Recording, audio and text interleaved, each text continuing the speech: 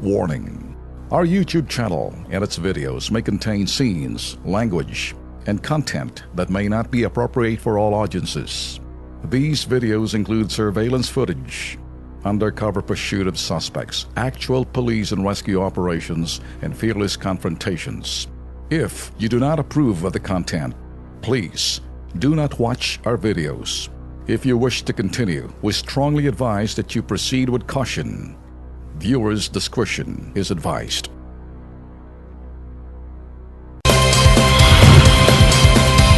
Aksyon na natin ang reklamong ipinadala ho ng isang concerned citizen dyan ho sa lungsod ng Santa Rosa sa Laguna. Sa video hong ipinadala ng isang concerned citizen, sa bahagi po yan ng National Road sa barangay Makabling, Santa Rosa. Naku po, kita nyo naman po yan. Ang laking manhole pala ho yung nakatiwangwang ho dyan. Ho.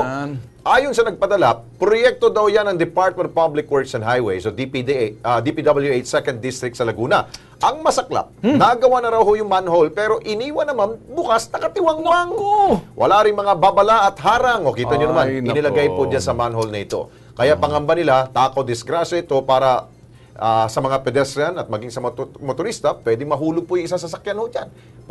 Kasang-kasa ho dyan. Antayin pa ba ho natin na meron po madisgrasya bago po umaksyon ang ating pong mga kinaukulang pong ahensya. DPWH, ito, nasa linya na ba?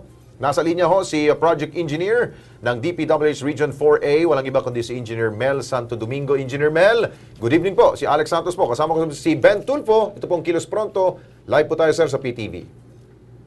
Apo, magandang gabi po. Apo, Engineer, totoo bang inyo po itong project, itong manhole po dyan? Apo, actually po, ako pangatlong engineer na po, substitute po ako dyan. Oo. Apo, ako po ngayon ang kasalukuyan. Opo. So, project engineer po. Okay, dahil kayo na hong pumalit, sigurado may aksyon siguro kami makukuha ho sa inyo, sir. Apo, at nang po ako unang punta ko po dyan sa lugar po na yan, ay yun nga po, at marami po akong napuna na mga violation with respect sa road safety. Kaya po, yun po yung una ko inaksyonan. At yung pong iba naman ay tinuguran natin control. May takip na ho yan ngayon?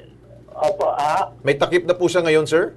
Actually po, yung pong iba natakpan, iba ginawa yung mga inabutan ko nakatiwangwang. Yun na nga ho eh. Yun po yung nagawa, pero nakakalungkot po, meron pa rin pong mga naiwan. So ano po, okay, ganito po engineer, ano pong timeline ho natin? Kailan ho natin matatakpan po yan lahat para iwas disgrasya po? Opo, actually po, kanina po ay, admitin ko po yung ating kontratista at talaga pong pinag-usapan po namin yan. Engineer, engineer, alam ko nalulungkot ka ako, nagagalit, may dalang pote. Makinig ka, engineer, ano? Tinatanggap ko yung iyong rason na ikay nalulungkot. Iba yung lungkot. Pag may lalong malulungkot at lalong magagalit ang taong bayan, pag may namatay dyan, may nahulog dyan, civil liability. Ngayon na inilabas na namin kapag ito'y may nangyari dyan, criminal liability, ikaw ang mapuputukan. Kaya please lang, gising! Okay? Yung kontratista mo, papuntahin mo sa opisina, hambalusin mo ng 2x2. Kasi nilalagay ka sa kahiyaan. Tanong ko sa iyo, Class A contractor ba yan o mga contractor kung saan-saan yan? Baka contractor ng punerarya yan? Hindi na po. Kasi, tingnan mo itsura, mukhang kabaong. Ako po yung nagdadrive pero hindi ko po mapanood. Sige, ganito na lang.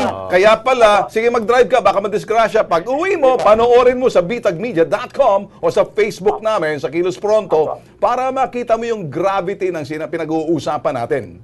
Para wag ka malungkot, magagalit ka, tapos ay paparusahan mo, kakastiguhin mo itong mga kontratista mo. Opo, makakasap po kayo. Meron po kami drastic action na gagawin po dyan. Sisinturinin mo. Sisinturinin mo, hambalusin mo, kakagalitan mo, anong gagawin mo? At bibigyan po natin ang tamang action po at okay lang po silang bigyan ng... Alam nyo, engineer, sa susunod, wag mo nang kunang mga kontratista yung mga putok sa buho na yan. Alam niyo bakit? Irresponsable yan eh. Nakikita mo lang, Sus Marioso, magagalit ka. Ang sino mang nanonood. Kasi pag napanood to ni Mark Villar, DPW, magagalit sa'yo, umayos ka. Opo, totoo po. At yun po ang talagang bilhin natin, Secretary. Yung po safety po ng mga ating public po talaga ating isang concern. Wag na ho nating antayin po na baka masabon ho kayo ni Secretary Mark Villar, sir, ha? Sige po, bukas po na umaga. Ang Sige pangako po. ko sabi po sa akin, may takip na yan. Okay. Bukas po na umaga. Apo. Engineer Mel, Santo Domingo, thank you so much, sir. Salamat Apo, po. apo. Salamat. Thank Ako, you. believe ako sa'yo. Yung nakita mo yung magic word. Oo. Masabon. Masabon. Kaya nung sabi masabon, bukas na bukas, Oo, lalagyan ko ng gagawa cover. yan. Sa akin, di ko nakuha. Ika lang. Oo. Di ka, iba talaga pag ikay masyadong diplomasya. May mga nakukuha sa diplomasya, may mga nakukuha sa yanig. Oo. Ikaw sa diplomasya, kaya ikaw. Madali lang yan, madali lang yan. Ay, sa'yo yun, ha? O yung mga taga yung mga taga Laguna. Okay. Ha? Ayos na ho yan. Okay, Ayos sige, na yan ni sige. Engineer. 1-0, 0 ako, 1 ka. Mapakikilos mo siya. Ayun, Natakot sige. eh.